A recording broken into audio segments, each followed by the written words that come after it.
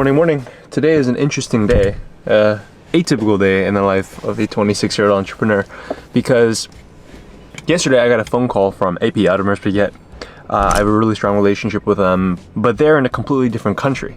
Now, fortunately, if we fly, it's only a 1-hour flight from Puerto Rico, my home, so that's exactly what I'm going to do today. Mi esposa me trajo al aeropuerto.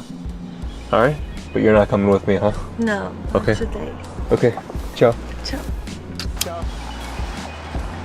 Off with the wife, let's go.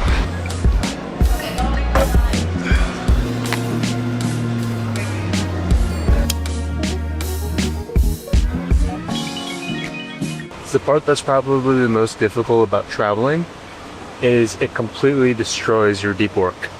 So for me, 5 a.m. to 10 a.m. is typically just thinking creative time, like really intensive deep work. Unfortunately today, not happening. Plane's here.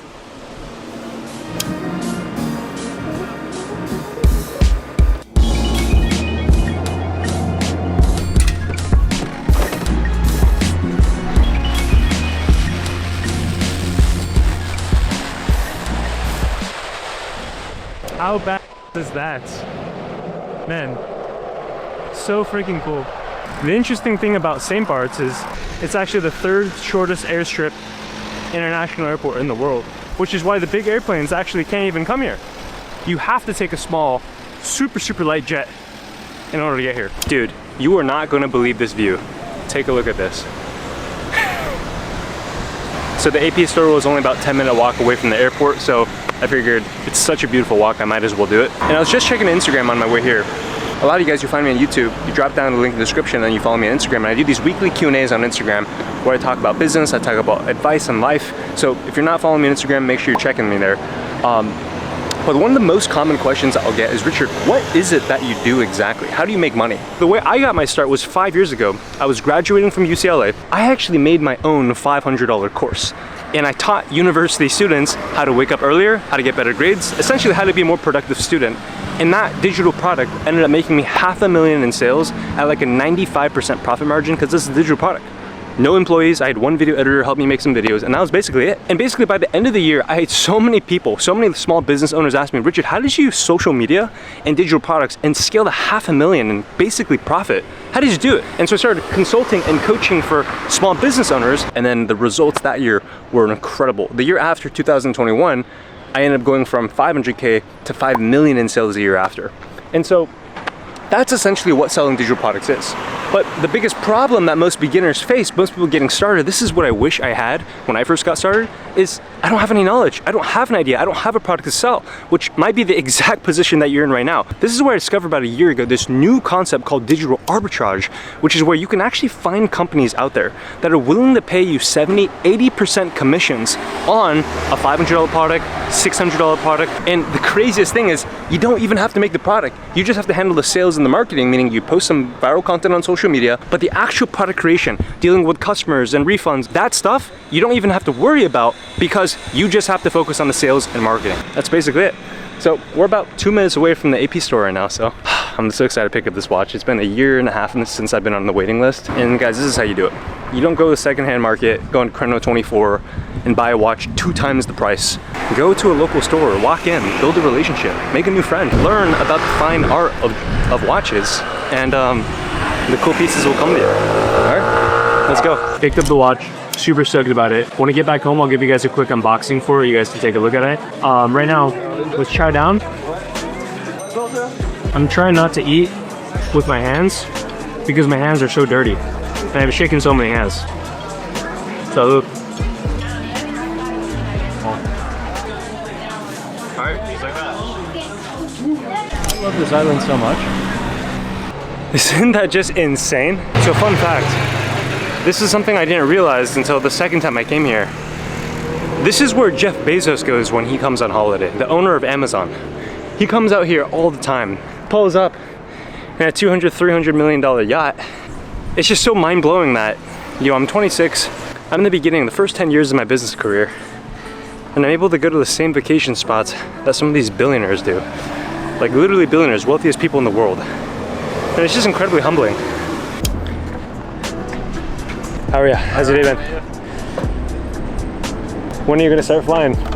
How long do you have to be first officer for before you can start flying? I'm captain already. It's just you're captain, okay. Yeah, we are 2 captains flying today. Okay. So we're gonna split the day. He's flying the first 2. I'm gonna fly That's the cool. next 2. Yeah. Yeah, I took a flight with you in 2023. Yeah, I remember. Yeah. And did you just get started back then, or were you already first officer for some time? I was first officer, but that time I upgraded like a year ago. That's awesome. Cool, man. Well, thanks for everything. Appreciate it.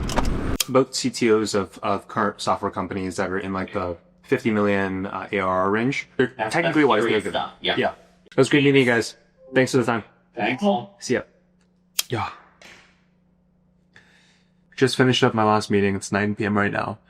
And, man, today was crazy. Literally starting the day, going to another country, new island, picking up an AP Royal Oak Blackface. And then from there, coming back and wrapping it up. And to be vulnerable with you, one of the insecurities that I have is when I talk about watches, when I talk about nicer luxury things, I can already feel this judgment and anger from some of you guys going like, what the heck, Richard, you're so materialistic. But I'll tell you, watches, for some people, yeah, it's just a flash thing. It's just that, oh, look how much money I can spend. For me, that's actually a deeply, deeply personal thing that roots back to what my dad used to teach me. My dad was actually the one that got me into watches. He bought me this watch right here. This right here is a G-Shock 6900. And I have had this ever since I was 14 years old. It was when he gifted this my freshman year of high school. And my dad always wanted a Rolex. He was really into divers watches. If you know the Rolex Submariner, it's a classic divers watch. He always bought cheaper Swiss versions of it from Costco. I remember really cheap watches, like a $40, $50 watch. My dad gifted me this G-Shock. He told me, Richard, I really want to buy you a Rolex, but I can't afford it. Our family doesn't have the conditions to do so. This, I want you to always hold on to because it is an indestructible watch. And this will remind you, regardless of how far you go, of where you come from. And always remember that. Never lose that humility about you. My dad taught me that. And to this day, this G-Shock is the watch that I wear every single day when I train at the gym. Every day. Anytime I do any kind of difficult physical activity, I'm rocking a G-Shock. $45 watch. And today, I'm wearing a $45,000 watch. The watch that I acquired today.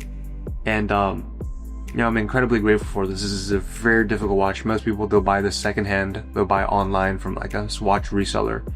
I got this retail today, which if you know anyone who's into watches, you will know how difficult it is to get this watch right here, the Royal Oak Classic Blackface watch. And I really do hope that you guys understand from this video, the purpose of business of making money is not to buy expensive things. It's not about the thing. It's not about the material object. This is what it talks about in the Bible. The love of money is the root of all evil. The love meaning the idolatry, the obsession, right? Viewing it as its own God, as its own idol.